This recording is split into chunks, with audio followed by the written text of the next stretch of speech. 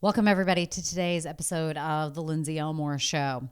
Today's episode is very near and dear to my heart because as a pharmacist and as a child of a nurse who worked in an outpatient surgery clinic, I have a long history with the pharmaceutical industry, and I took a lot of medications as a child, and as an adult have come to the understanding that pharmaceuticals are not the best way that we avoid sickness as humans.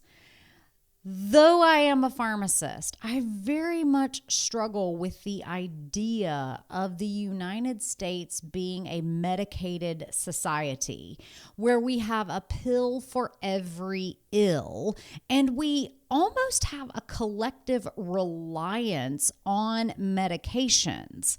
Medications have become so common that we consider them normal. We consider it a normal part of the human experience and of human aging that we will need 3, 4, 5, or more medicines.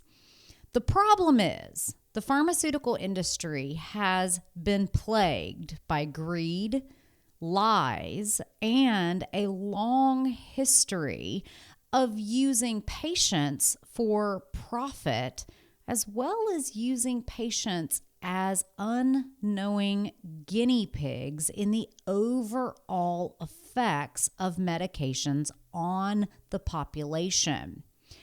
Today, I interviewed Gerald Posner, an investigative journalist with a book all about pharma, the greed, lies, and the poisoning of America. We trace the history of the pharmaceutical industry from its humble origins through today. We discuss how one family had a huge impact on the development of the pharmaceutical industry as we know it.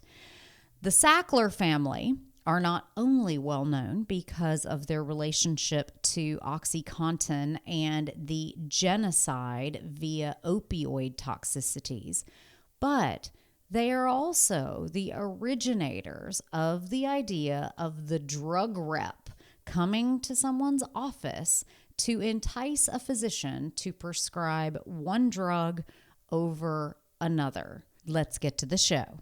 Welcome to The Lindsay Elmore Show, a podcast for people who deserve to be healthy, with honest, open, and enlightening conversations with doctors, thought leaders, creatives, and spiritual gurus. You'll walk away with simple and tangible tips and tricks that allow you to live your healthiest life so you can pursue your dreams, overcome obstacles, and leave your mark.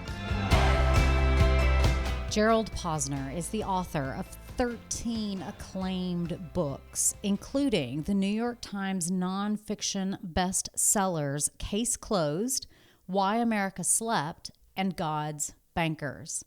Posner was also a finalist for the Pulitzer Prize in History.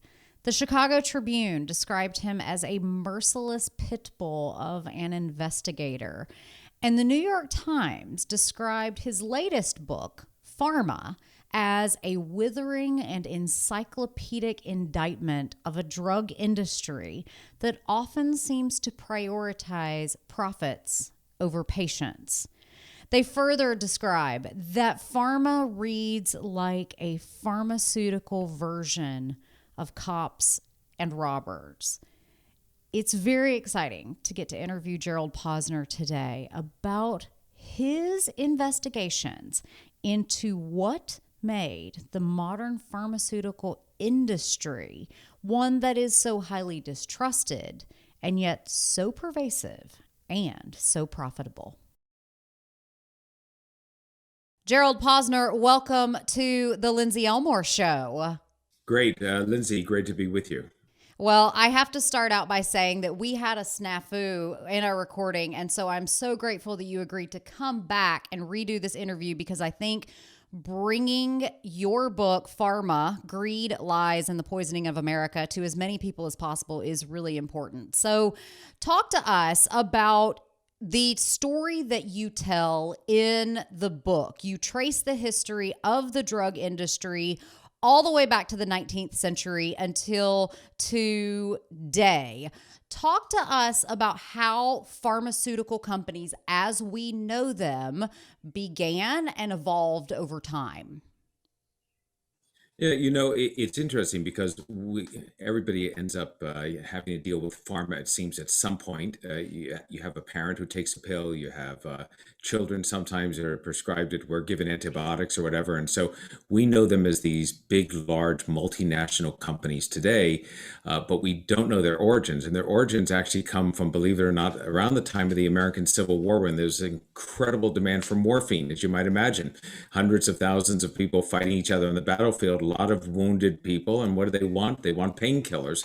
And there was such a shortage of morphine that the companies that we know today, many of them, two German American cousins called the Pfizer cousins, started Charles Pfizer around this time, same time that a Union colonel, Edward Robinson Squibb and Sons.